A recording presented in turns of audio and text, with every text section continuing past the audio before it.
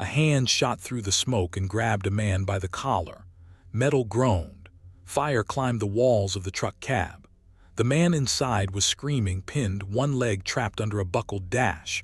The hand pulled anyway. Skin met burning steel. Someone was dragging him out inch by inch through flames that burned them both. Then they hit the dirt, rolling, coughing, alive. The rescued man looked up to thank whoever saved him. But the stranger was already gone, swallowed by smoke, running toward the next burning truck. No name, no face he could hold onto, just 2 arms scarred raw and a faded patch on one shoulder. Years later, that same man would stand at an altar, marrying a daughter whose father swore he'd never allow it. His name was Elias Rourke. Why did the father collapse the moment those sleeves rolled back? Stay with me.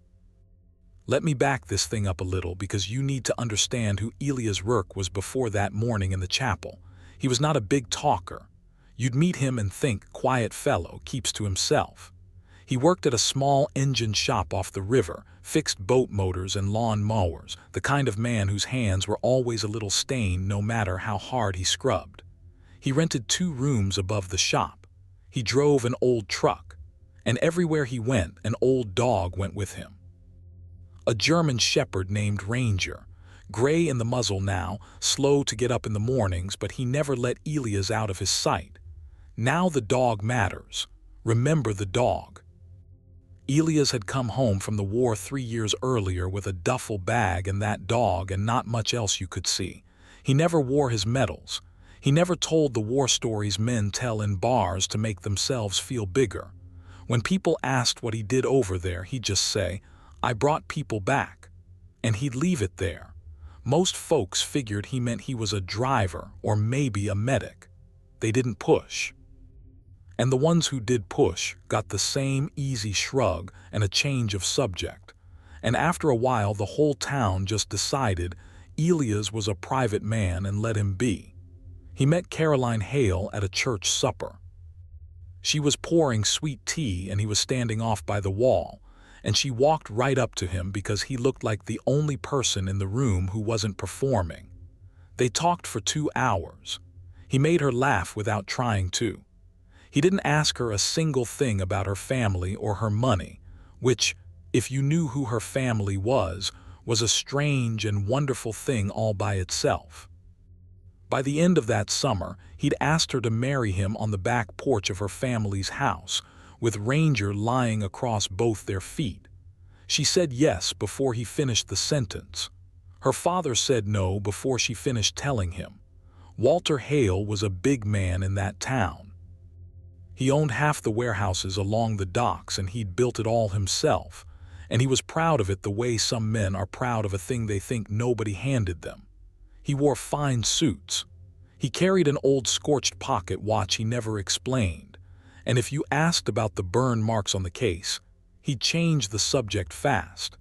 He had exactly 1 daughter, and he had a plan for her, and the plan did not include a grease-stained mechanic who lived over a shop. He'd already picked out the kind of man he wanted, a man with a name people knew, a man who'd make the Hale name bigger, not smaller. The first time Elias came to dinner, Walter didn't shake his hand. He looked at Elias' stained fingers, looked at the old truck out the window and said, "So, the war. What did you come home with?" Elias said, "My life and the dog." Walter smiled without any warmth in it.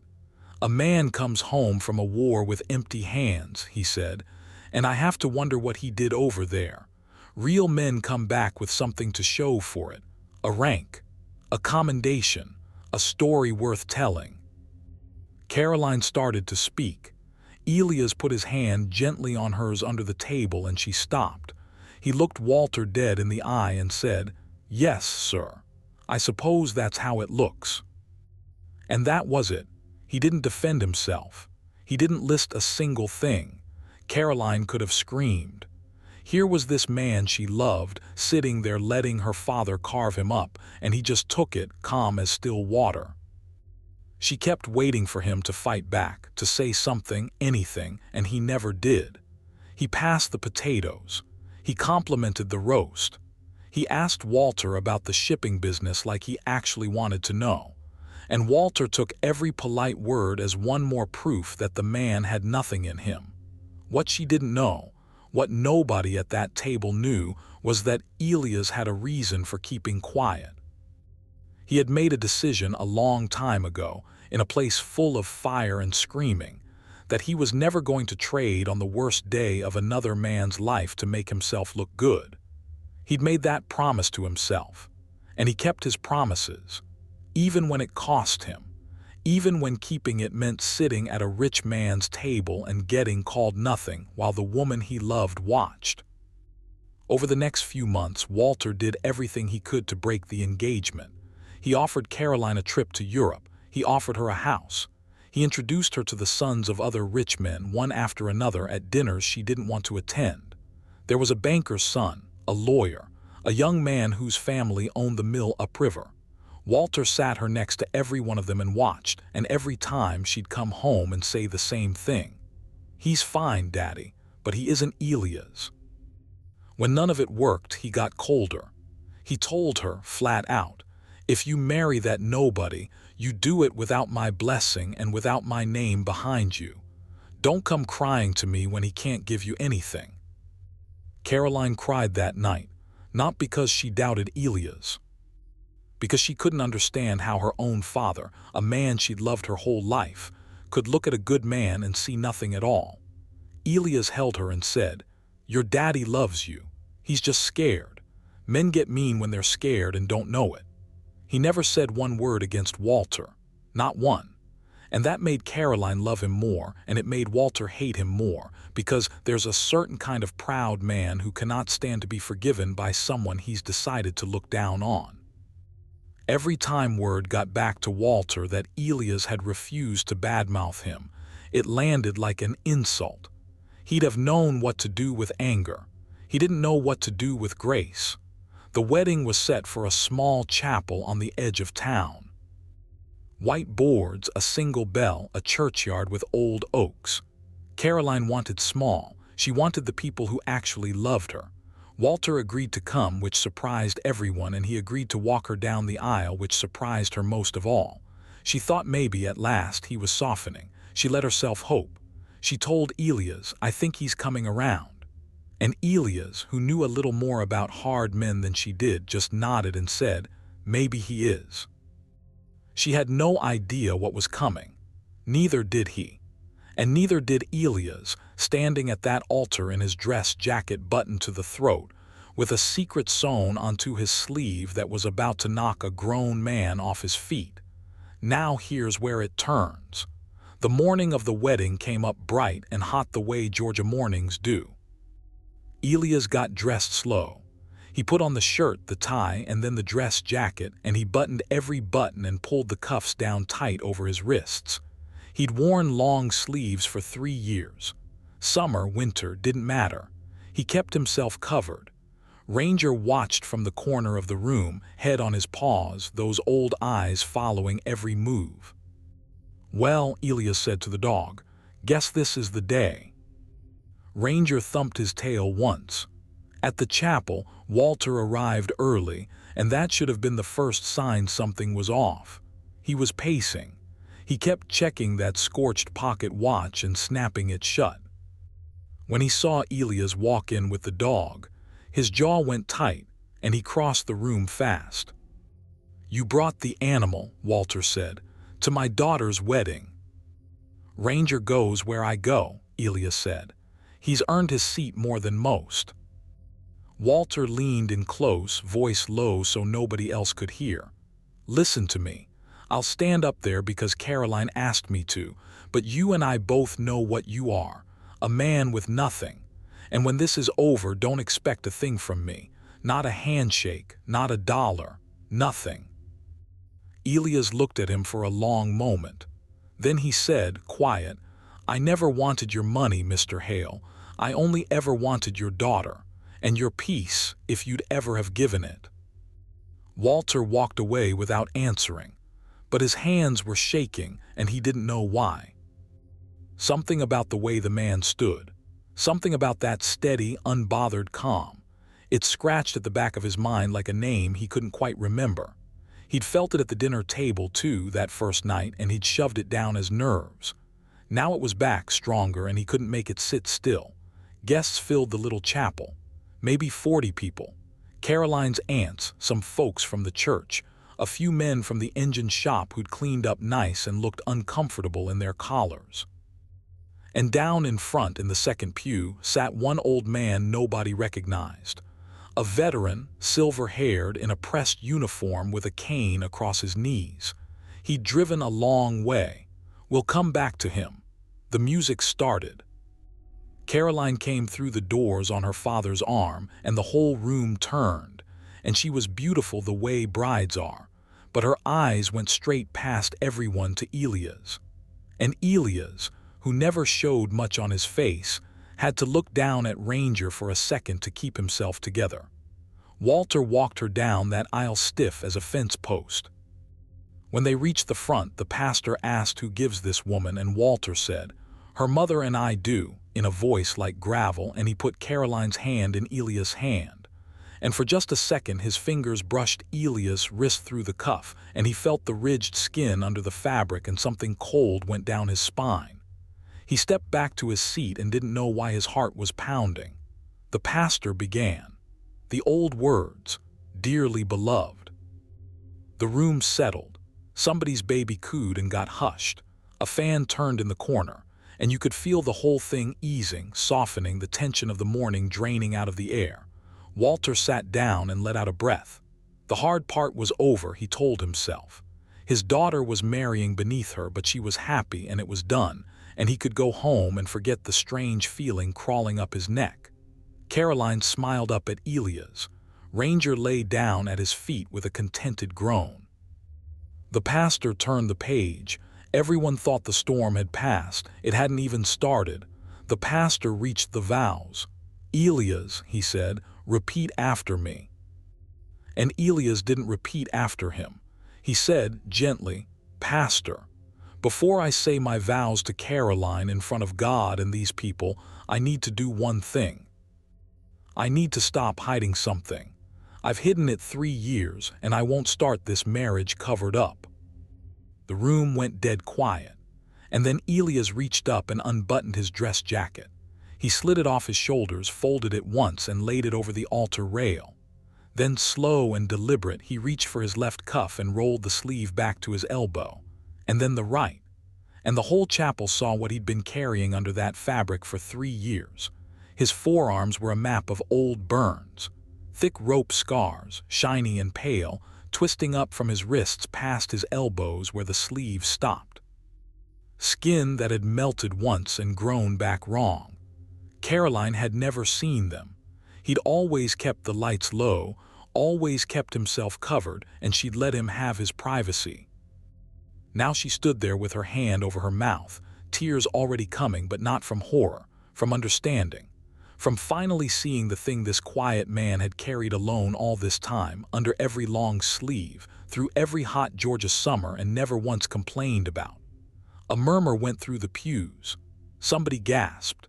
And Walter Hale, in the front row, leaned forward and stared at those arms, and the color started draining out of his face.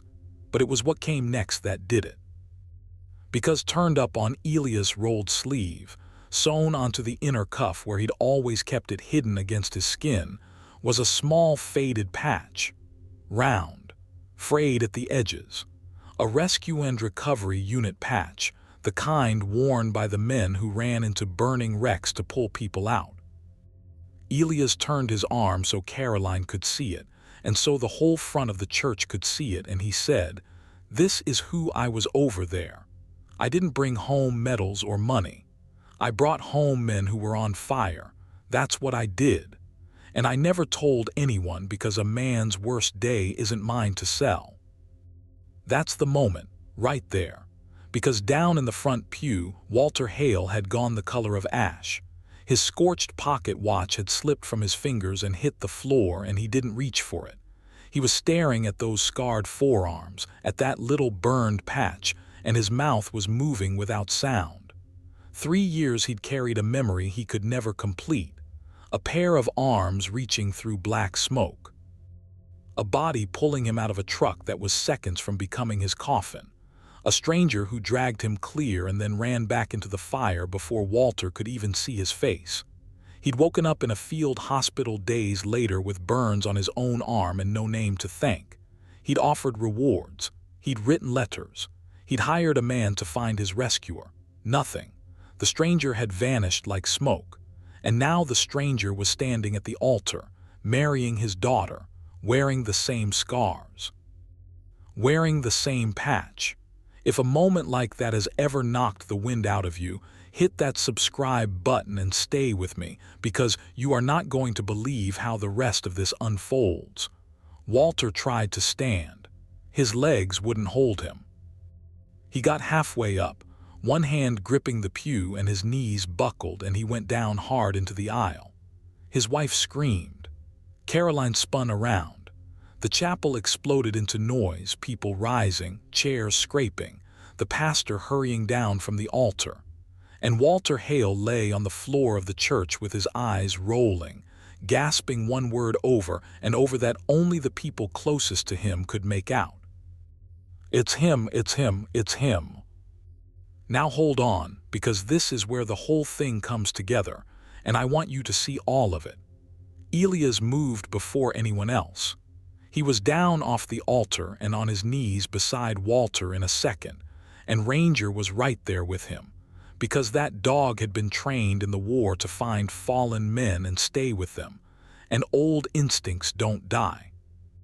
Elias put 2 fingers to Walter's neck, checked his breathing, loosened his collar, and started talking to him in that same low, steady voice he'd used on wounded men 1,000 times. "Mr. Hale, I've got you, look at me. You're all right, breathe with me. In, out, I've got you." And Walter, flat on his back, looked up into the face of the man he'd spent months calling a nobody, and he finally saw it. Not the mechanic, not the man with empty hands. He saw the face he'd never got to see in the fire, and his own eyes filled up and spilled over, running down into his silver hair, and he grabbed a fistful of Elias' shirt with a strength you wouldn't think a fainting man had, and he pulled him close. "You," Walter said. "It was you in the truck, the transport, you pulled me out. You went back in. I couldn't, nobody could tell me your name." The whole chapel had gone silent again, the kind of silence where you can hear a clock. Caroline was frozen on the altar steps, one hand still on her chest, looking from her father to the man she was about to marry, and you could watch the understanding land on her like a wave. Elias didn't let go of Walter's collar. He kept holding him steady on the floor. And very quietly, so quiet only the front rows caught it, he said, "There were 4 trucks that day, Mr. Hale. I don't remember every face. I pulled who I could reach. If it was you in that transport, then I'm glad you're here." He paused. "I never knew who I saved, any of them. I just knew there wasn't enough time to save them all." Now let me tell you what Walter had been carrying, because he told the whole story right there on the floor of that chapel, and it's the piece that makes everything make sense. Years back, before he was rich, Walter Hale had done a stint overseas as a civilian contractor, hauling supplies. He wasn't a soldier. He was there for money, and he never forgot that either, because it shamed him. One afternoon, the convoy he was riding in got hit. His truck went over and caught fire with his leg pinned under the dash. He was going to burn alive. He knew it. He'd made his peace with it.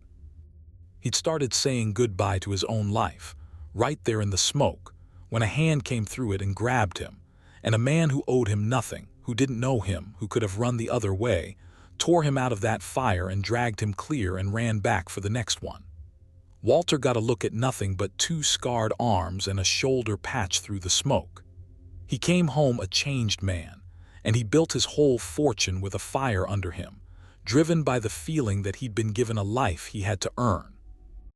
But he never found the man who gave it to him, and the not knowing ate at him for years. He'd sit at his desk turning that scorched pocket watch over in his hands, The watch that had been in his vest pocket in the fire, its case melted on one side, and he'd think, somebody out there saved my life, and I couldn't even shake his hand.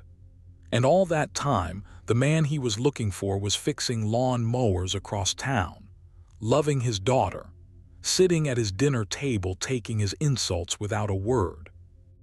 The very thing Walter had built his whole second life around, the debt he could never repay, had been sitting 3 feet away eating his wife's roast, and Walter had looked at those scarred hands under the table and seen only grease. Somebody had run for the doctor, and one arrived, and they got Walter sitting up against a pew with water and air. He wasn't having a heart attack. It was shock, pure shock, his body simply quitting under the weight of what his eyes had just told him. But he wouldn't let go of Elia's hand. He held it in both of his, those scarred forearms right there in front of him, and he traced the burns with his thumb like he was reading something. "These," Walter said, his voice breaking all apart, "these are from that day, going back in for the others." "For the others," Elia said. "Yes, sir." "How many did you pull out?" Elias was quiet a second. "6 that day," he said. "Lost 2 I couldn't reach. I still hear them." He said it plain, no drama, and that made it worse, and half the chapel was crying now, ants and shop men and all. Walter put his face down against Elia's scarred hands and wept like something inside him had finally broken open after years of being locked. And then he looked up, and he looked past Elias at his daughter standing there in her wedding dress, and the last thing gave way in him. The pride, the whole hard shell of it, gone. "Caroline," he said, "baby, come here." She came and knelt down beside them. "I called this man a nobody," Walter said, and he could barely get the words out. "I looked at his hands and saw grease. I looked at his old truck and saw a failure. And these are the hands that pulled me out of hell. This is the man who gave me every single day I've had since. Every day, including the day you were born, because I'd have been dead in a ditch overseas without him. He's the reason you have a father to walk you down that aisle at all." He shut his eyes, "and I spent all these months trying to keep him from you." There it was, the whole terrible shape of it. The one man in the world Walter owed everything to was the one man he tried hardest to destroy, and Elias had known none of it. He hadn't recognized Walter. Why would he? He'd pulled a screaming stranger out of a truck in a war and never seen his face clearly, never learned his name. To Elias, Walter was just his girl's hard father, a man he was trying patiently to win over. He had no idea he'd already saved the man's life years before. He'd been sitting at the table of a man he'd carried out of fire, and neither one of them had known it. That's what quiet costs sometimes, and that's what it saves. The chapel didn't know what to do. This wasn't in the program. But the pastor, God bless him, was an old man who'd seen a lot of life, and he understood that something rare was happening in his little church, and he wasn't about to rush it. He crouched down and put a hand on Walter's shoulder and said, "Mr. Hale, do you need us to stop the ceremony?" And Walter, sitting on the floor of the chapel in his fine suit with tears all down his face, shook his head hard. "No," he said. "No, don't you dare stop it. Help me up." 2 of the shop men got under his arms and lifted him. He stood there swaying a little, holding Caroline's hand and Elias' hand, and he wouldn't sit back down. He said, "I want to see this. I want to be standing when my daughter marries this man." And then he turned to Elias, and this proud, hard, wealthy man who had never once apologized to anyone in his life, said in front of the whole church, "I owe you an apology I can never finish paying, but I'm going to spend the rest of my life trying. Will you let me?"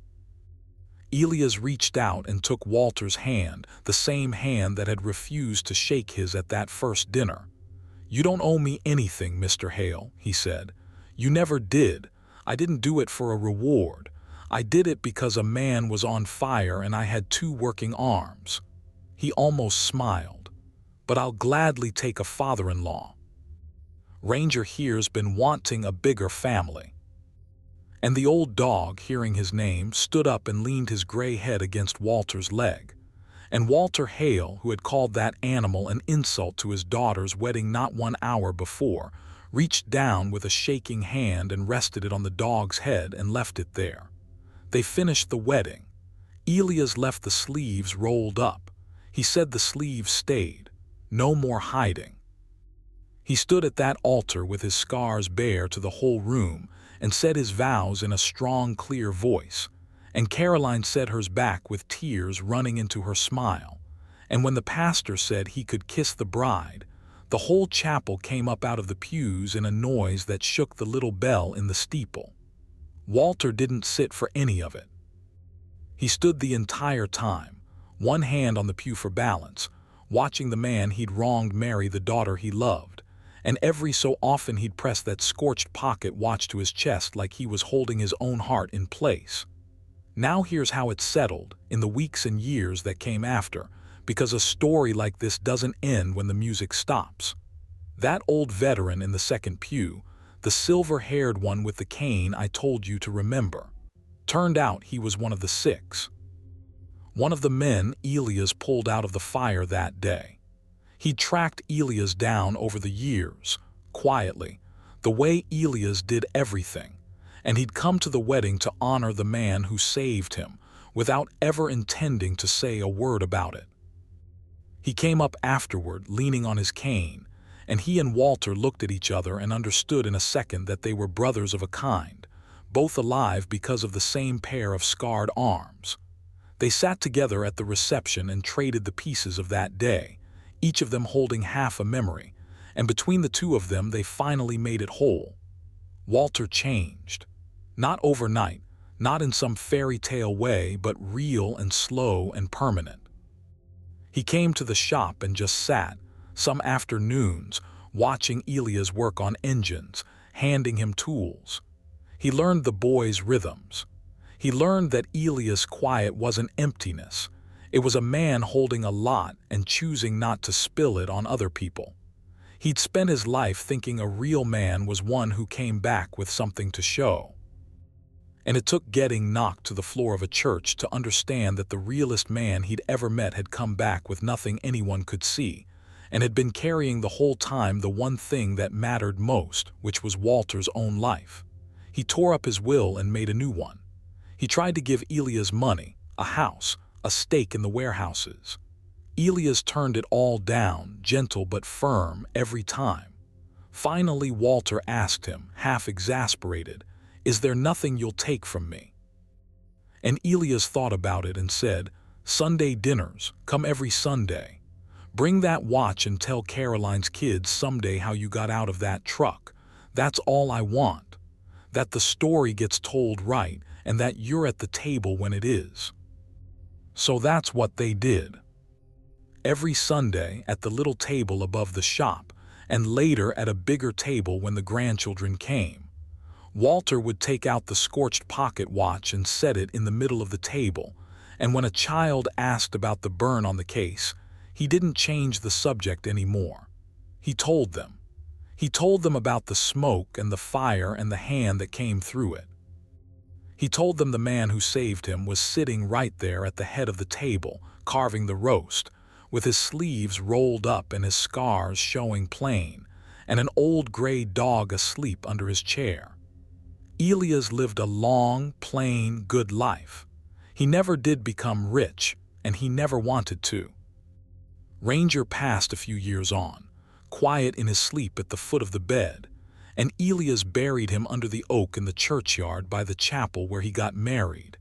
And he cried more over that dog than he ever cried over anything, because the dog had been there for all of it. The war and the fire and the long silence and the day it all came out. And when Elias himself grew old, and the grandchildren asked him why he never told anybody what he'd done, why he let a rich man call him a nobody for all those months and never once defended himself, he'd just roll his sleeve up a little further, look at the old ropes of scar on his arm, and say the same thing every time. Because the fire was never mine to brag about, he'd say. It belonged to the men I carried. You don't sell another man's worst day to make yourself look bigger. You just carry what you can, and you keep your hands ready for the next one. A hand came through the smoke once and pulled a stranger out of the fire, and then let go and asked for nothing and disappeared. Years later, that same hand reached down to a fainting old man on the floor of a chapel and held him steady and would not let go. Same scars, same man.